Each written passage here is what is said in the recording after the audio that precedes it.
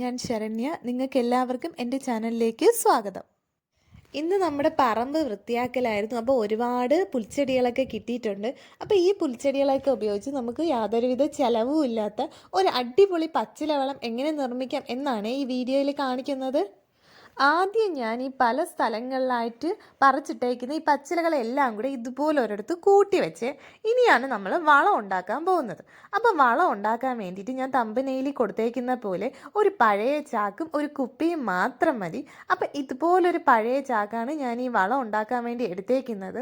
അപ്പം നമ്മൾ ഈ ചാക്കിൻ്റെ അടിവശം, അതായത് നല്ല ഭാഗമല്ല അകത്തെ ഭാഗമല്ലേ, ആ ഭാഗമൊന്നും എടുത്തിട്ട് ഇതിൻ്റെ ചുവടെല്ലാം കൂടെ പിടിച്ചൊന്ന് കൂട്ടി വെച്ച് കെട്ടിക്കൊടുക്കണം. ഇതാ ഞാനിവിടെ കാണിക്കുന്ന പോലെ ഇതുപോലൊന്ന് നന്നായിട്ട് ടൈറ്റ് ചെയ്ത് കെട്ടിക്കൊടുക്കണം. നമ്മൾ ഇതുപോലത്തെ പഴയ ചാക്കിൽ പച്ചക്കറികൾ നടുമ്പോഴും ഇതുപോലൊന്ന് കെട്ടിയിട്ട് ചാക്കിൽ പച്ചക്കറി നട്ടു കൊടുക്കുകയാണെങ്കിൽ നമ്മുടെ ചാക്കിന് നല്ലൊരു ഷേപ്പ് കിട്ടും. ചാക്ക് കെട്ടിക്കൊടുക്കുമ്പോൾ നല്ല ടൈറ്റ് ചെയ്ത് തന്നെ കെട്ടിക്കൊടുക്കണേ. ഇത് നമ്മൾ കുറച്ച് ദിവസം വച്ചിരിക്കാനുള്ളതാണ്.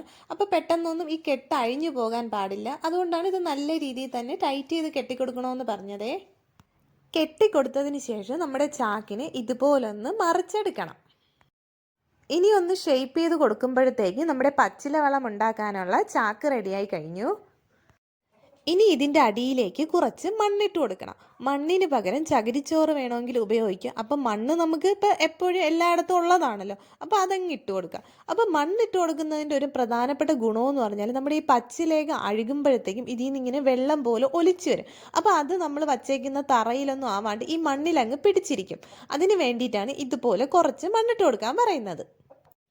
ഇനി ഞാൻ ഇതിൻ്റെ ഉള്ളിലേക്കായിട്ട് മുന്നേ ഞാൻ കൂട്ടി വെച്ചിരുന്നില്ലേ പച്ചില, അതൊക്കെ ഇതുപോലെ വച്ചു കൊടുക്കുവാണേ. നമ്മൾ ഈ പച്ചില ഇതിൻ്റെ ഉള്ളിലേക്ക് വയ്ക്കുമ്പോഴത്തേക്കും ഒന്ന് എല്ലാ ഭാഗത്തേക്കും ഇതുപോലെ ഒന്ന് പ്രസ് ചെയ്ത് ഇങ്ങനെ പച്ചില താഴ്ത്തി വെച്ച് കൊടുക്കണം. അപ്പം നമ്മുടെ ചാക്കിനാണെങ്കിൽ ഒരു ഷേപ്പ് കിട്ടും. നമ്മൾ ഈ പച്ചില എല്ലാം കൂടെ അല്ലെങ്കിൽ നിറച്ച് വെച്ചതിന് ശേഷം എവിടെയെങ്കിലും കൊണ്ട് വയ്ക്കുമ്പോഴത്തേക്കും ഇത് മറിഞ്ഞു വീഴാനുള്ള സാധ്യതയുണ്ട്. ഇതുപോലെ ഇങ്ങനെ ഒരു കറക്റ്റ് ഷേപ്പ് ചെയ്ത് വെച്ച് കൊടുത്തു കഴിഞ്ഞാൽ ഇത് സ്ട്രെയിറ്റ് ആയിട്ട് തന്നെ ഇരിക്കും. ഒരിടത്തും വച്ച് കഴിഞ്ഞാലും ഇത് മറിഞ്ഞു വീഴത്തില്ല.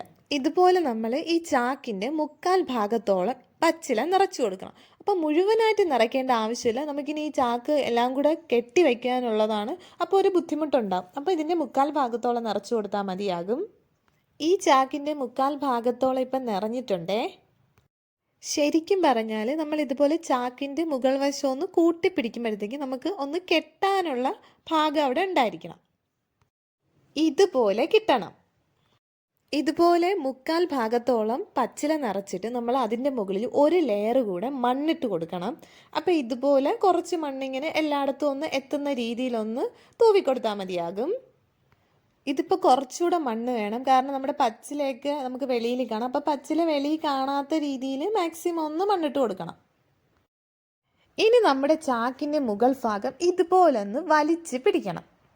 ഇനി എന്തെങ്കിലും ഒരു കൂർത്തൊരു വസ്തു ഉപയോഗിച്ച് ഇതിൽ ഹോൾസ് ഇട്ട് കൊടുക്കണം. അപ്പം നമ്മൾ ചാക്കിൻ്റെ ആ മുകൾ ഭാഗമില്ലേ, തുടങ്ങുന്ന ഭാഗത്ത് നിന്ന് കുറച്ച് താഴ്ത്തിയിട്ട് വേണം ഹോൾസ് ഇട്ട് കൊടുക്കേണ്ടത്. എന്നിട്ട് ഇതുപോലെ ഇടവിട്ട് ഹോൾസ് ഇട്ട് കൊടുക്കണേ. ഒരു 4 എണ്ണമൊക്കെ ഇട്ട് കൊടുത്താൽ മതിയാകും.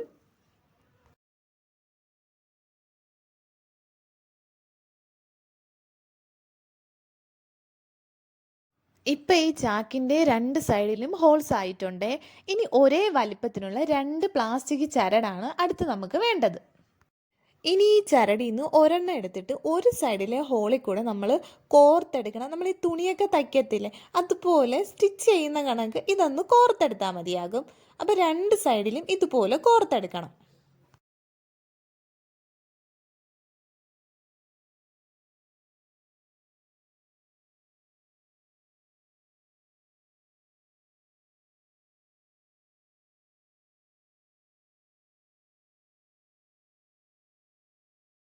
ചരട് കോർക്കുമ്പോൾ നമുക്ക് ലാസ്റ്റ് ഇതുപോലെ 2 സൈഡിലും കിട്ടും.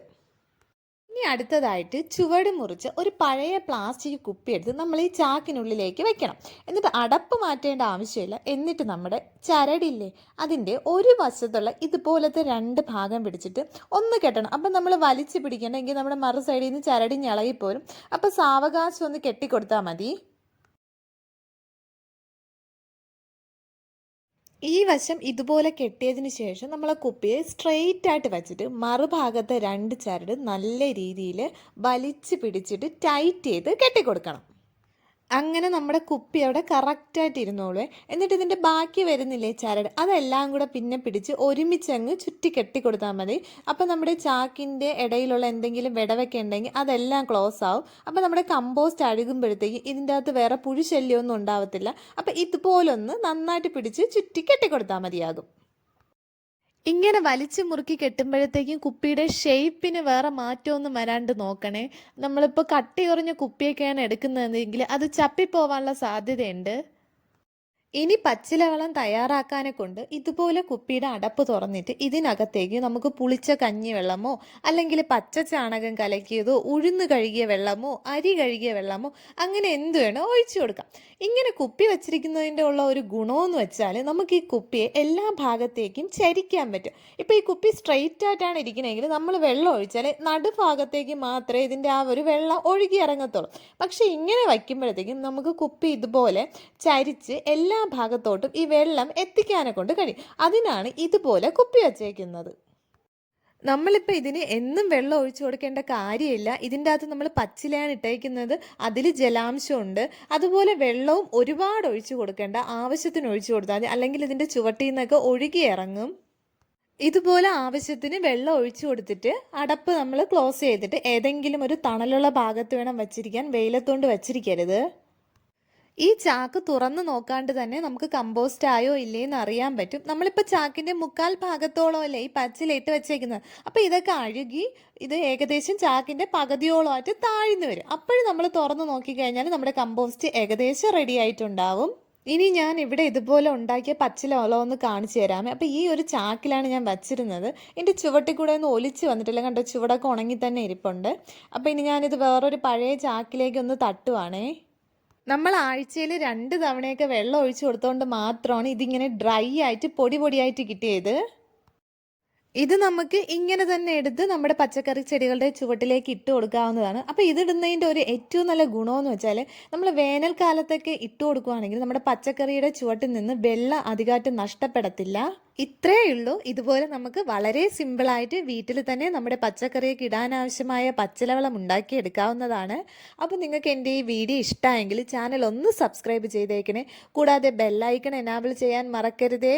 അതുപോലെ തന്നെ ഈ വീഡിയോ നിങ്ങളുടെ കൂട്ടുകാർക്കൊക്കെ ഷെയർ ചെയ്യാനും പിന്നെ ലൈക്ക് ചെയ്യാനും കമൻറ്റ് ചെയ്യാനും ഒട്ടും തന്നെ മറക്കരുതേ. താങ്ക്